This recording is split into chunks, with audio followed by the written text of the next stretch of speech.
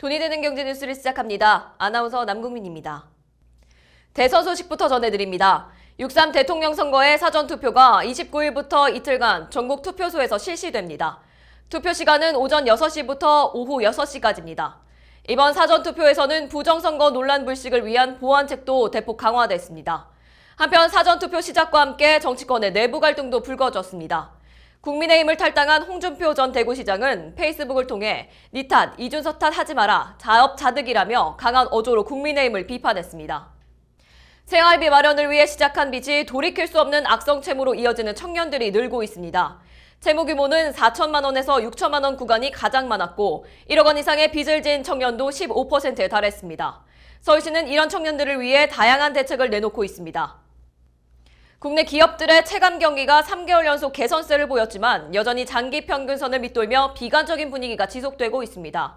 CBSI는 기업의 체감 경기를 수치화한 지표로 100을 넘기면 낙관적, 100 미만이면 비관적으로 해석되는데 전반적으로 88에서 94로 비관적입니다. 스테이블 코인의 국내 도입이 임박했습니다. 블록체인 기술을 바탕으로 중개과정 생략과 수수료가 낮고 처리 속도가 빠른 것이 장점인데요. 카드 결제로 수익을 창출하는 카드사와 PG사 등 기존 결제업계들은 사업구조 전환이 불가피해졌습니다. 민주당은 원화 기반 스테이블 코인 도입을 핵심 공약으로 내걸고 디지털 자산 기본법을 준비하고 있는데 이 법안이 발행 준비금 50억 원 이상, 실시간 준비금 공개, 분기 공시 등 제도적 요건을 담고 있습니다. 아파트 분양가가 최근 10년 새 2배 이상 오른 것으로 나타났습니다. 이처럼 복합적으로 분양가 인상의 주된 원인이 건설 자재와 인건비 상승이 주된 원인으로 나타났는데 여기에 정부의 규제 강화도 분양가를 인상하는 데 한몫한 것으로 나타나 정부 차원이 아니라 국회 차원의 대책을 세워야 한다는 목소리가 나오고 있습니다. 대선 소식입니다. 6.3 대통령 선거의 사전투표가 29일부터 이틀간 전국 3,568개의 투표소에서 실시됩니다. 투표 시간은 오전 6시부터 오후 6시까지입니다. 선거관리위원회는 잘못된 정보 확산을 막기 위해 주의사항도 함께 안내했습니다. 개인 도장을 이용한 기표는 무효며 반드시 투표소에 비치된 기표용구를 사용해야 합니다. 투표지를 촬영하거나 공개하는 행위, 이중투표 시도, 투표소 내 소란 등 모두 공직선거법 위반입니다. 특히 이중투표를 시도할 경우 최대 징역 5년의 처벌을 받을 수 있습니다. 이번 사전투표에서는 부정선거 논란 불식을 위한 보완책도 대폭 강화됐습니다. 중앙선거관리위원회는 전국 사전투표소에 1시간 단위 투표자 수를 실시간으로 공개하고 투표, 개표 사무원 26만 명 전원을 한국 국적자로 지정했습니다. 이는 과거 일부 유튜버들이 개표 사무원 중 외국인이 포함되어 있다는 의혹을 제기한 데에 대한 대응 조치입니다. 오늘 사전투표 시작과 함께 정치권의 내부 갈등도 불거졌습니다. 국민의힘을 탈당한 홍준표 전 대구시장은 페이스북을 통해 니 탓, 이준석 탓 하지 마라, 자업자득이라며 강한 어조로 국민의힘을 비판했습니다. 박근혜 전 대통령 탄핵 당시 생존했지만 이번에는 쉽지 않을 것이라며 자신과 이준석 후보를 쫓아낸 당의 선택이 문제였다고 지적했습니다. 첫 번째 금융 소식입니다.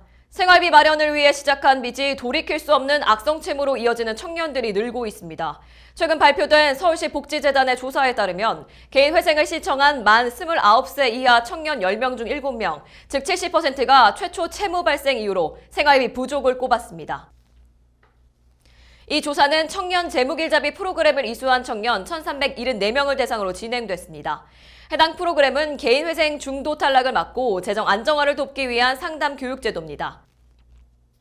채무 규모는 4천만 원에서 6천만 원 구간이 가장 많았고 1억 원 이상의 빚을 진 청년도 15%에 달했습니다.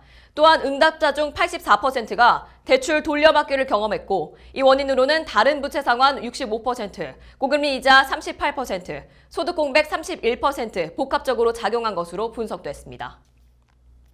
한편 서울시는 이런 청년들을 위해 다양한 대책을 내놓고 있습니다. 서울금융복지상담센터는 부채에 빠진 청년들은 소득과 자산이 모두 불안정한 경우가 많다며 개인회생부터 재정 재설계까지 실질적인 지원을 통해 청년들이 다시 설 수 있도록 돕겠다고 밝혔습니다.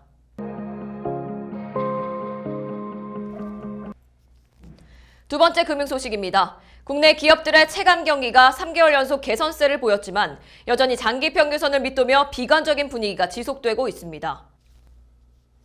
한국은행이 발표한 5월 기업경기조사 결과에 따르면 전산업 기업심리지수 CBSI는 90.7로 전월 대비 2.8포인트 상승했습니다. 이는 2년 만에 가장 큰 폭으로 상승세지만 기준선인 100을 여전히 밑도는 수치입니다. CBSI는 기업의 체감 경기를 수치화한 지표로 100을 넘기면 낙관적, 100 미만이면 비관적으로 해석이 됩니다. 제조업 CBSI는 94.7로 전월보다 1.6포인트 상승했습니다.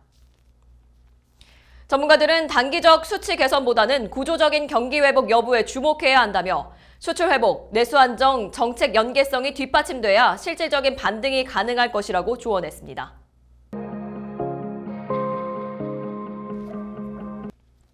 세 번째 금융 소식입니다. 스테이블 코인의 국내 도입이 임박하면서 카드사와 피지사 등 기존 결제업계가 큰 변화의 갈림길에 서고 있습니다.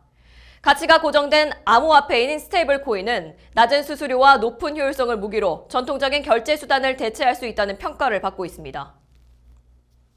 민주당은 원화 기반 스테이블 코인 도입을 핵심 공약으로 내걸고 디지털 자산 기본법을 준비하고 있습니다. 이에 따라 결제업계는 적잖은 위기감을 느끼고 있습니다. 스테이블 코인은 블록체인 기술을 바탕으로 중개 과정을 생략할 수 있어 수수료가 낮고 처리 속도도 빠릅니다. 특히 카드 결제를 기반으로 수익을 창출하던 카드사나 카드 연동을 중심으로 결제 인프라를 구축한 피지사들은 사업구조 전환이 불가피해졌습니다. 부동산 소식입니다.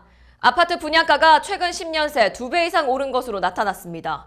여기에 정부의 규제 강화와 공사비 인상 등 복합적인 요인으로 하반기에도 분양가 상승이 이어질 가능성이 제기되고 있습니다. 부동산 아릴리사에 따르면 전국 민간 아파트 평균 분양가는 3.3 평방미터당 2015년 988만 원에서 2024년 2066만 원으로 2.1배 상승했습니다. 분양가 인상은 실수요자에게 가격 부담으로 작용하는 동시에 건설사에도 부담이 되고 있습니다.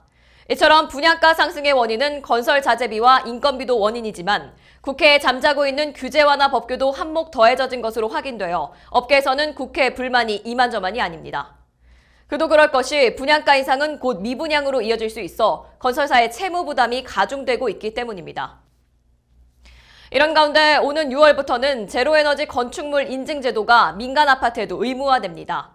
30세대 이상 민간 분양 단지는 에너지 자립률 20에서 40% 미만의 5등급 이상을 맞춰야 하며 친환경 설비 및 기술 도입으로 초기 비용이 상승할 것으로 전망됩니다.